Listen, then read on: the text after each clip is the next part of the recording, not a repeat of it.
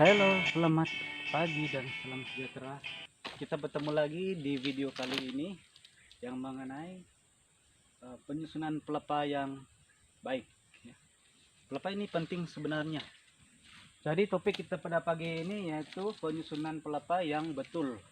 Nah, pelepah ini masih berguna kepada pupuk sawit sesudah dipangkas pada musim pruning ataupun pemungutan buah kelapa sawit. Ya, pelepah ini masih berperanan memberi nutrisi, makanan atau sedikit baja kepada pokok kelapa sawit itu sendiri. Pelepah yang sudah dipangkas dari pohonnya, dipangkas semada melalui pruning ataupun pemungutan buah, kita susun dulu. Mungkin lain orang, lain caranya, tapi video kali ini kita bertunjukkan penyusunan kelapa sawit yang betul ya. Kita walaupun kita sudah pekebun orang lama atau orang baru atau baru mau mencuburi bidang perkebunan khususnya kelapa sawit ini, kita masih dalam tetap proses pembelajaran. Jadi kita sharekan kepada kawan-kawan yang mahu dan yang sudah lama berkecimpung dalam bidang sawit ini. Jom kita lakukan. Tujuan penyusunan pelepah ini adalah pertama, satu, untuk mengakal dan mengawalkan kelembapan tanah kebun. Kedua, untuk kekemasan. Ketiga, untuk menghilangkan hakisan. Dan yang seterusnya ialah supaya kita senang melakukan kerja seterusnya hari berikutnya atau pusingan bekerja berikutnya. Macam hari ini kita pangkas nih pelepah sudah tabur begini, jadi kita perlu susun. Kalau kita tidak susun, nanti hari pusingan berikutnya penuaian ataupun aktiviti di kebun kita susah kita melakukan kerja. Jadi kalau bersih kita senang, kita mudah, kaki pun tidak terkena tertusuk duri pelepah atau tidak tergelincir, dan kemas sangat baiklah kalau disusun pelepah.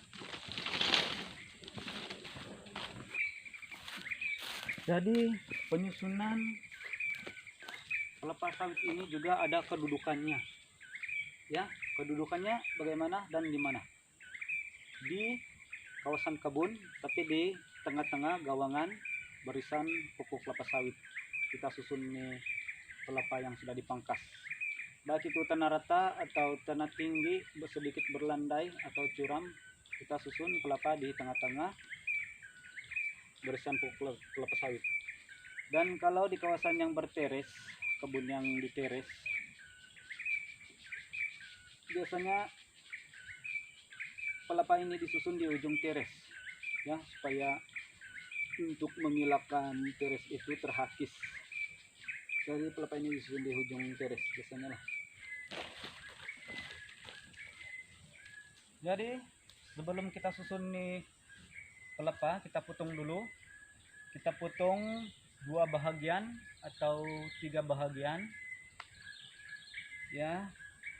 Tujuannya supaya pertama kita ringan mengangkat, menyusun, dan kedua, kalau di kawasan kawasan kebun yang pernah dan selalu atau sering dilanda banjir, pelepah ini perlu dipotong 3 sebaiknya, supaya pelepah ini kalau sudah air banjir membanjiri kebun, pelepah ini tidak banyak menyangkut di batang atau pohon sawit ya. Sebab kalau tidak dipotong, dia akan menyangkut di batang sawit dan menyebabkan sawit ini bukan saja patah tapi tercabut oleh banjir. Jadi di kawasan kebun yang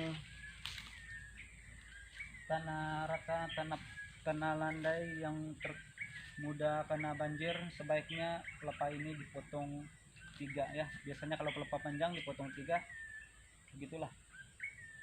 Oke. Jom kita susun. Contoh begini. Contohnya begini, kita potong. Tapi parang mesti tajam lah.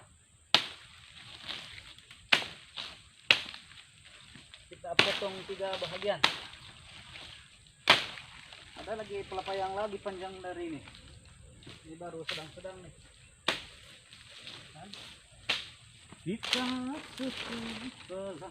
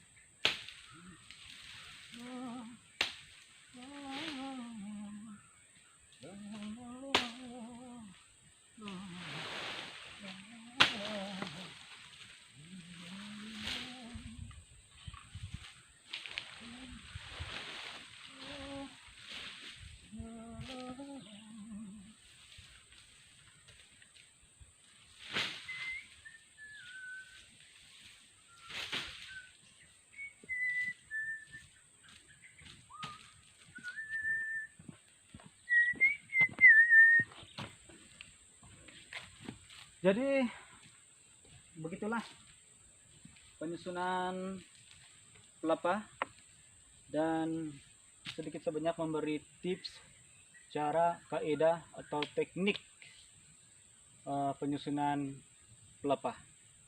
Dan yang paling penting, poin yang paling penting ialah kita punya manfaat menyusun pelapa. Satu, manfaat dia mengawal kelembapan tanah.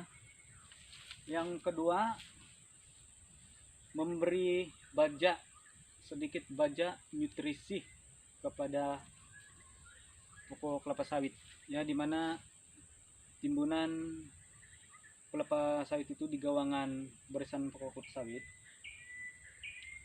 Setiap timbunan itu terdapat banyak akar muda, ya, dan akar muda itu sebenarnya paling cepat menyerap nutrisi makanan pokok kelapa sawit itu sendiri, dan secara tidak langsung reputan kelapa sawit itu memberi makanan pada pokok kelapa sawit itu sendiri. Jadi itu kebaikannya kita susun pelapa dengan betul, dengan cara kita yang betul. Oke, kita cek di timbunan pelapa ini ada. Kita cek di timbunan pelapa ini apakah banyak akar muda atau tidak ada. Ya, kita lihat sendiri bagaimana. Oke. Jom kita cek akarnya untuk kita mengetahui lebih detail lanjut.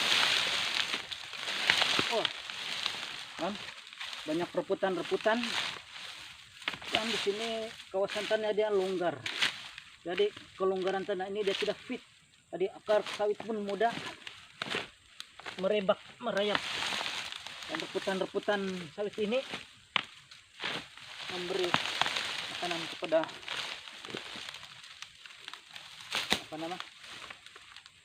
memberi makanan kepada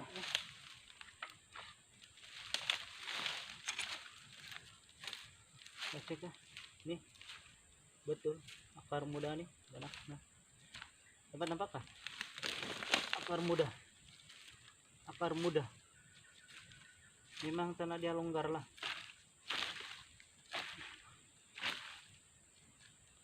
Jadi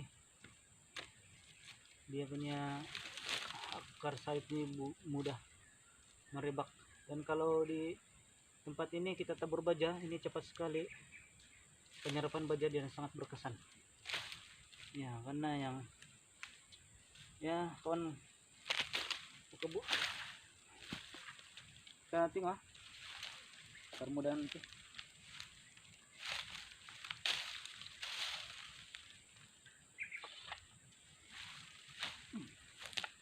Alright. Aduh, nih akar muda dia. Inilah sebenarnya akar yang nih, akar muda nih, banyak. Tengok, dia punya tanah dia gembur, seakan-akan gemburan batas, secara otomatis melalui timbunan pelapa. Jadi kita memang kita menitik beratkan, kita mengambil pandang juga manfaat penyusunan pelapa ini sangat bermanfaat kebun sawit itu sendiri ya. Nah, akar muda nih sudah banyak putus pula. Udah apalah, kita cari lagi tempat timbunan pelapa, kita cek akar dia seberapa banyak akar muda di dalam timbunan pelapa itu. Kita cek, kita cari pelapa dulu. Oke, kita dicek di sini lagi pula. Timbunan pelapa nih, kita cek sini lagi pula ya. Apakah banyak akar? Kita cek sini lagi pula, apakah banyak akar muda sawit di sini. Ini keras.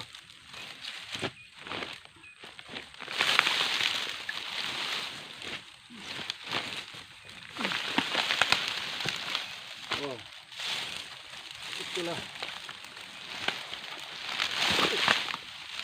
Wah, lama. Hati-hati juga lah.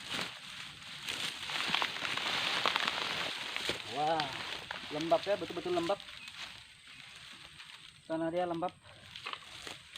Nah, mantap, sejuk. Kita tengok lah. Oke. Yang ini ya, kita tengok. Iya, lembab kan. Ada lembab, ada basah-basah sedikit. Sini dalam. Itu reputan pelapa sawit. Dia lembab. Dia ada basah-basah sedikit berbanding yang terdedak pada permukaan. Berbanding tanah terdedak pada permukaan cahaya matahari. Kalau ini tertutup timbunan pelapa, sejuk. Jadi akar sawit pun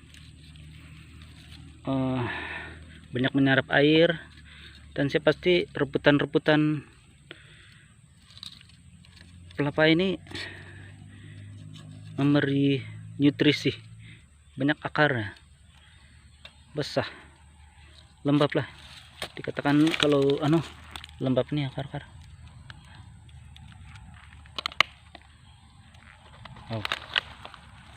Nah akar dia, hati-hati ya. Nah itu kalau jangking lipan.